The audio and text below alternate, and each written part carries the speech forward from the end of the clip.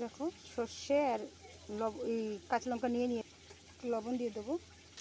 দেখো মাছটা আমি উল্টে দেবো। মাছটা আমি উল্টে দিয়েছি। এবার 3-4টে রসুন কোয়া নিয়েছি, থেতো করে দেবো। দেখো মাছটা ভাজা হয়ে গেছে, আমি তুলে নেব।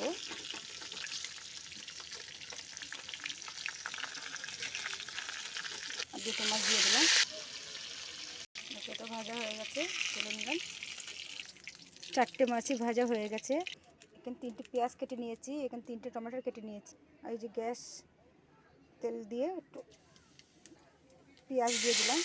ঝালের জন্য পেঁয়াজটা বেশি ভাজলাম না, টমেটো দিয়ে দিলাম। টমেটোর ভাজা হয়ে গেছে, হলুদ দিয়ে দিলাম, নুন দিয়ে দিলাম, কাশ্মীরি লঙ্কা দিয়ে আদা জিরে বাটা, গোলমরিচ বাটা, শস্য বাটা, মশলা ভাজা হয়ে গেছে, জল দিয়ে দিলাম। আমার সবজি রেডি। একটু কাঁচা তেল দিয়ে দিলাম।